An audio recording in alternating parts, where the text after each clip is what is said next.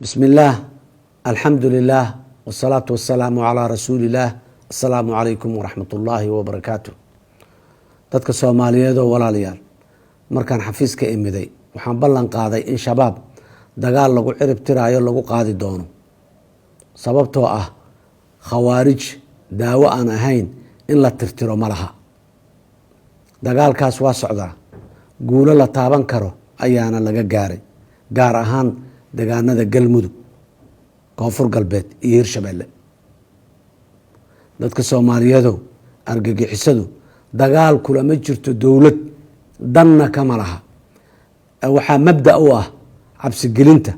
bahdilka iyo gumaadka shacabka oo ay u dheer tahay boobka hantidooda iyo cunaqabateynta abriyada gargaarka u baahan waxaa la yiri meyd maxaa u dambeeyay kaas la sii sido dadkii hoteelka xayaat joogay maxay bi'iyeen ceelashii tuulooyinka teedaan bukure inabaal ma murtadiin ayay ahaayeen boqolaalkii birmageydada ahaa ee 14 Oktoobar soobe lagu xasuuqay ma ciidan dowladeed ayay ahaayeen dad muslimiin ah oo ay u badan tahay inay weyse u dhowreyd oo isugu jira bulshada qaybaheeda kala duwan sow ma ahayn waana dhaqankooda in mar kasta oo guul darro la kulmaan si nafla caarinimo ah in ay ugu soo laabtaan shacabka oo ay xasuuqaan astaantaas waxaa la yidhaha heliliqo ama neef gowracangeeda kama waabto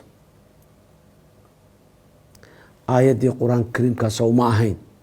waman yaqtul mu'mina mutacamida fajazaauhu jahannam oo xadiidkii rasuulka calayhi salaatu wassalaam ma ahayn khawaarijtu waa kilaabu naar oo xadiidkii kale ma ahayn qofkii qof dila wuxuu la mid yahay isaga oo dadka oo dhan dilay dadka Soomaaliyeedu walaalayaal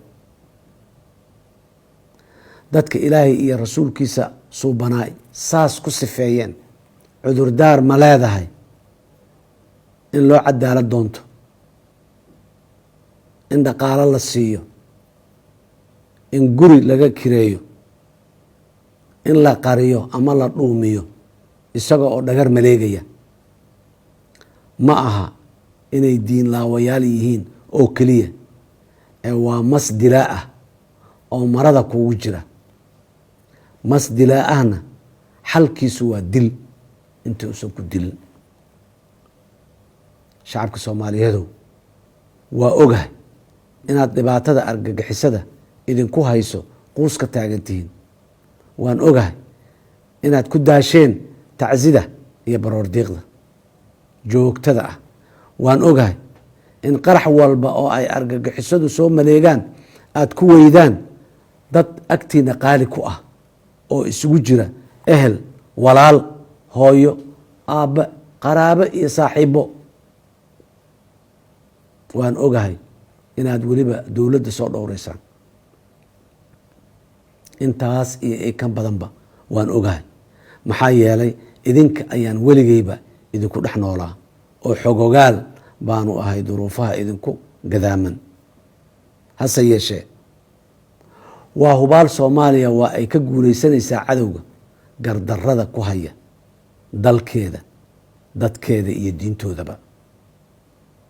dowladeenna ciidankeenna iyo shacabkeennuba isdhiibi maayaan ilaa laga helayo dal Soomaaliyeed argagixisada ka caagan cadaalad iyo nabad ka jirto oo barwaaqaysan ilaahay idankiisa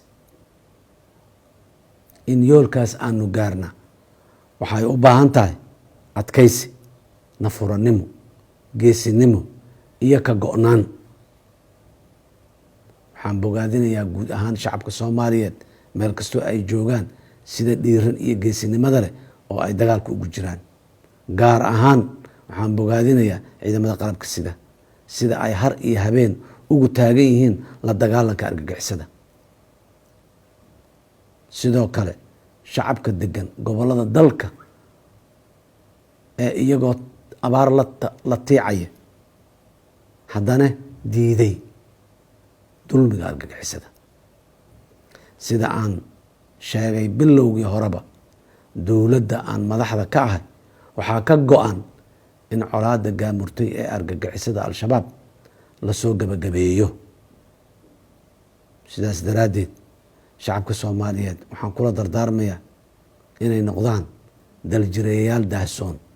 oo u taagan fashilinta dhagarta kooxaha argagixisada ah. argagixisadu annagay nagu dhex nooshahay, waana inaan iska qabannaa. isbedel waa inaan ka keennaa sida aan argagixisada ula dhaqmaynaa. aad iyo aada umahadsantihiin. wasalaamu calaykum waraxmat ullaahi wabarakaatu.